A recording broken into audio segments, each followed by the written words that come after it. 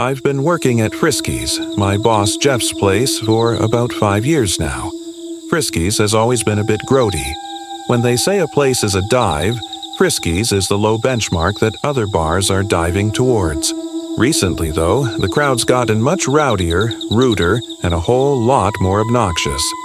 The let's pretend we're dangerous vibe that Frisky's used to cultivate has given way to a genuine, oh shit, this place is actually dangerous vibe. Jeff's solution: he bought a taxidermied raccoon and put it on the high ledge over the liquor shelf. "What the hell is that?" I said. "That, Jesse, is our new friend, Roberto." Jeff was smiling. I'd been under the impression that he didn't know how to smile. "And Roberto's a raccoon." "You've got a very keen eye," he said. "I see that Roberto the raccoon is dead." Another very astute observation. "Okay," I said, "maybe I'm being unclear about what my concern here is." "Jeff, why did you put that dead raccoon up there?" Jeff squinted his eyes and stared at Roberto the raccoon. I could see the gears turning. "It's going to help with the shitbirds screwing up my bar." "How, though?" He took a beat to think about that. Then he said, "I don't know how exactly, but it will. It told me it would." "The stuffed raccoon told you?" "Jesus Christ!" He was almost yelling.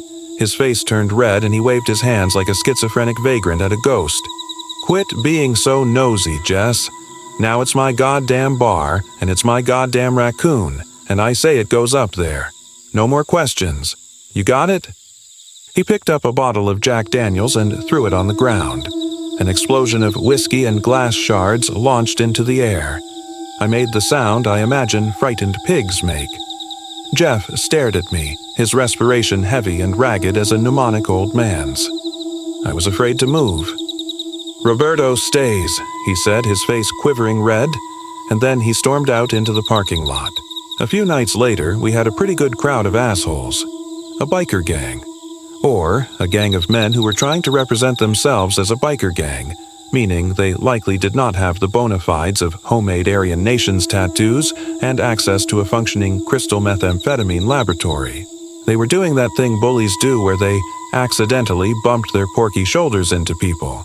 They loudly yelled while looking around to make sure people could hear them loudly yelling. Their leader was a guy who I would have guessed worked at H&R Block if not for his leather vest stitched with associational patches. H&R biker kept coming around the bar and trying to serve himself. "You can't come back here," I said, "and you guys need to chill or I'm going to ask you to leave." "Oh yeah?" H&R biker said. He lifted his shirt, displaying the pistol tucked between his overhanging belly and his dungarees. I tightened my lips and said nothing. I do not like guns in the bar. Guns and booze are a bad, bad mix. Their combined presence anticipates events like ATF raids, asset forfeiture, and condemnation proceedings. I walked away. A while later, Jeff came out of the office.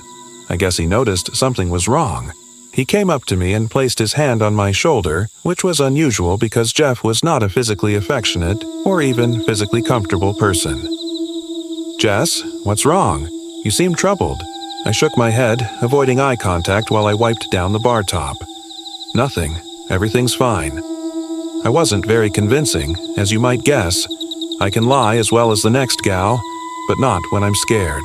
One of the regulars, a bawdy old skis with missing teeth and untrimmed facial hair developing into an accidental handlebar mustache, whose name was Hank, leaned over the bar and told Jeff, "One of those Hell's Angel wannabes has a piece." "A gun?" "Yep," Hank said, nodding toward the guy who'd flashed me his pistol. "The one who looks like the fat feller from Seinfeld. He's packing." "I see," Jeff said.